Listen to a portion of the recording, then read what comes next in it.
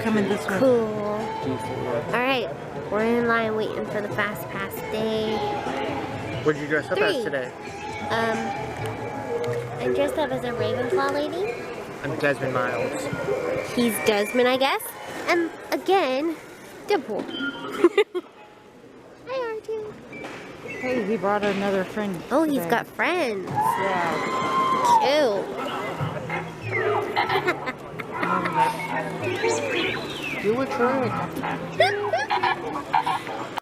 Hey, R2. Do the moonwalk. Aw, he's so cute. I want one. You guys, look at this incredible artist. He's so cool. His name is Russ Richards Art. So cool. So we got to show. He's got stickers. Okay, this is what the art looks like. Is this not so cute? I've been waiting for this for like 2 days.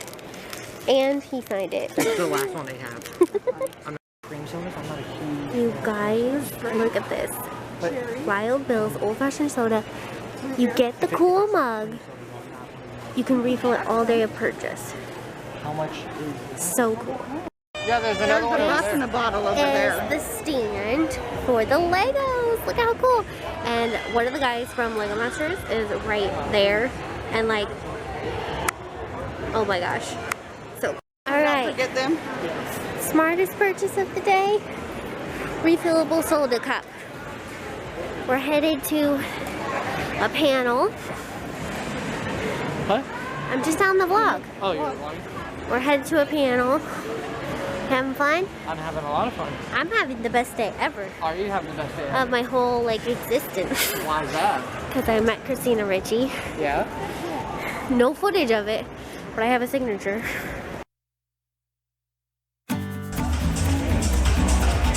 He's talking to the panel people. Oh, my daughter keeps texting me. She's running around the floor right now with John Heater's kids.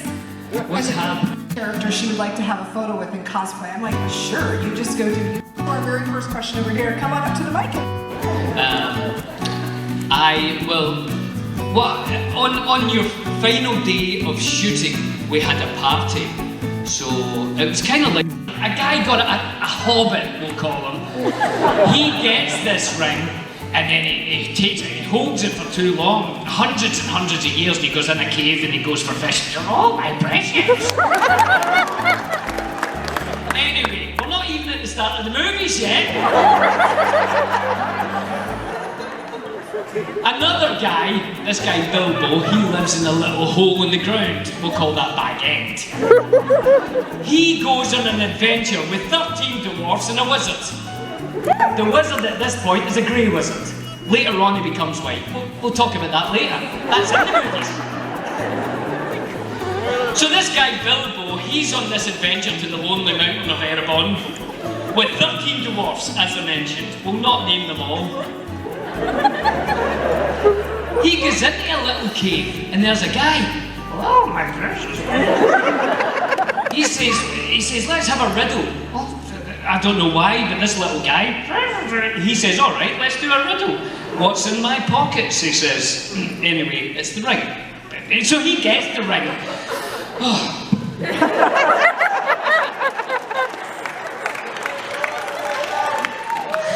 We're almost at the movie.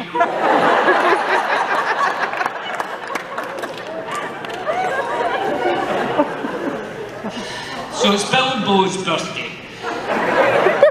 He's 111, which when he wrote it on the cards, everybody thought he was ill, but he's 111. Do you get it? Ill, 111. Hello everyone, I'm 111. Ill. She gets it. Anyway, he has this birthday party. And Gandalf was mentioned, the wizard, grey, still grey. He says, what's that ring there? And he says, oh, it's just a ring, it's nothing special. And he throws it in the fire. Frodo's in the fire, by the way. Frodo's another hobbit. This is almost a movie now. throws it in the fire. Well, what does it say? What does it say, Frodo? And he looks at it, he says, oh, it doesn't say nothing. He said, oh, that's good. Push in the camera. Hold on, Gandalf.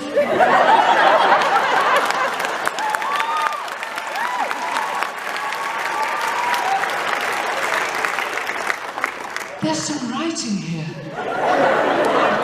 What does it say?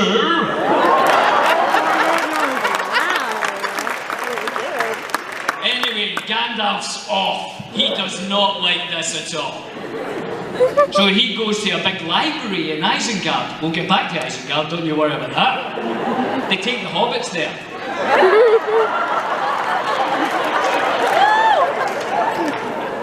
We're in the movie now. Gandalf says, get that ring, take it out of the Shire. I'll meet you in a bar in Bree. Frodo, being a hobbit, thinks, yeah, I'll go to a bar, fantastic. Even though the only brew for the brave and true comes from the Green Dragon.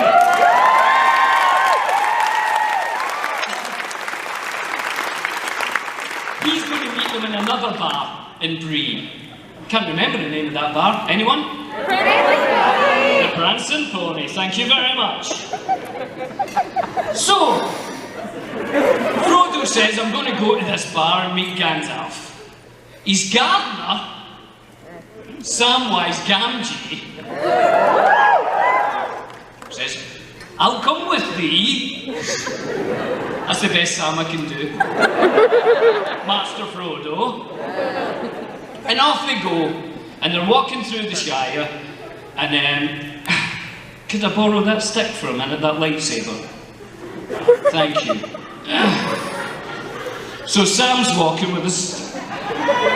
He's not a Jedi, don't get me wrong.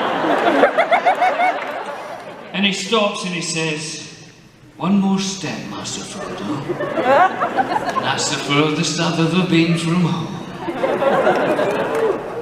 Sort of like that. And he just takes another step. It's not a big deal. And off they go. And this is the bit you've been waiting for. Hold on. Hold on. Sorry, don't hold the burny end. Are you mad? Have your fingers off that. So, how many people have we got for questions? We're getting there. So they're going through Farmer Maggot's field. And this is when the two heroes of the story come in. They love this. They're walking through and these two handsome hobbits come running through. Like Bradley Pitt and Thomas Cruise. And they knock down these two ugly hobbits. And they stand there like Adonises. And he says, that's Frodo, that. Where are you going, Frodo? He says, I'm going to the pub in Bree. And they say, well, come along. And then they meet a lot of other people at a big meeting, and then they destroy the ring. Basically, that's it. And during the time I was down there, which was much longer than I meant to be in the forest, that the Ents go to. So I thought it was actually an easy one. And when I saw his eyes glaze when I asked him, I went, oh no.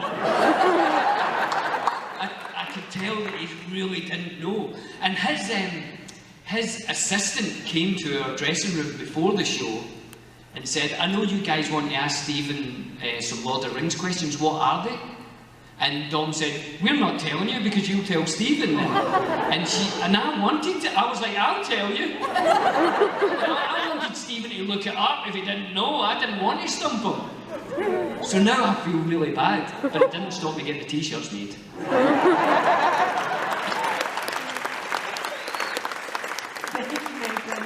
You mentioned he's from Hood River. Have you ever been windsurfing? Because I know that you like to surf, but Hood River's got amazing windsurfing. I did go windsurfing once and I really hurt my leg. So I'm not going back to do that. Sorry, out of the question then, right? That was good. Was it? I do like to surf. I live in California now for a while, and I love going surfing. I go with my son, and there's something really nice about getting up early in the morning and going into the water and, you know, catching a wave that's came from thousands of miles away and trying not to get eaten by sharks, which since I've seen Jaws has been my main drive in life. Don't you I let my son see Jaws for the first time. How old is your son? 15. I would never let him see it. Yeah. Not because it's super scary, but I don't want him to get a fear of water. I was scared of baths. Yeah. Honestly. I don't watch horror movies for that reason. I have to read about them, yeah, so I know what's going on. Jaws totally freaked me out to the point that and being buried alive was another one. I don't know where that one came from. I was always lying in bed trying to think of ways, maybe if I had a bell in my coffin that went up with a light, I could press that if I came alive again. Be cremated. Like, no, that's true. That seems like an easy fix. That'd have saved me a lot of time. Let's make it more complicated. Get a bell. Get a bell with a light on it. A power system. That goes straight to the police station. Yeah. To the police chief. I think this is a really brilliant idea. Thank you. We should kickstart this. Go ahead, get your question in. Hi, my name's Andrew. I'm from Hillsborough. From where? Hillsborough. It's about 20 minutes from here. Anyone? Thank you. You've got to get a shout if you say you come from somewhere. Right. As a singer, songwriter, and actor, which do you feel gives you more creative freedom, singing, songwriting, or acting? They're all sort of different for different times and different things, you know, because the things that give you the most freedom normally don't pay the rent. Like, I'll write a song and think that's great, and I'll put the bass on it, and I'll play the violin, and no one will ever listen to it. And then sometimes when you do movies, you don't feel a big part of it, because you arrive, someone picks you up and takes you to a trailer, and they put you in a trailer, and I'll say, I'll go and get a coffee. No, we'll get you a coffee. All right. And it feels like they don't want you, and then they put on that costume, and then get on set, and then say those words, and then get back to your trailer. And you don't really feel part of it, you know. But, so, I think it's difficult. You've got to have this sort of balance of being part of things that are bigger, but you're not a part of. And I'm not talking about Lord of the Rings here, because Lord of the Rings, we did feel part of it, but there's other movies like that, and music is like that sometimes as well. So it depends. Yeah, so acting, you can feel a big part of the project, like we all did in Rings, and music as well. You can sit in your room and feel a big part of that. So it depends on the project. Thank you. Alright, this is like a third time filling up. And it's worth it. It's worth it. Even with the line. Last day of the con. Actually, last like 5 seconds until we get on the mats. Was it fun? It was very fun. I can put it in here. Everybody enjoy? Yes. I'm going to redo the bags anyway. It's hot out here today. I'm going to redo the bags anyway when we get on the train, so I'm going to take a bigger seat, probably sideways seat, depending on what train it is. Alright. Well, I was vlogging, Andrew, so... Because I want to put some stuff in certain things, like her Christina Ricci pop. If you have room in your bag, I want to put it in there. Just I don't have room in my backpack. You have room in your bag?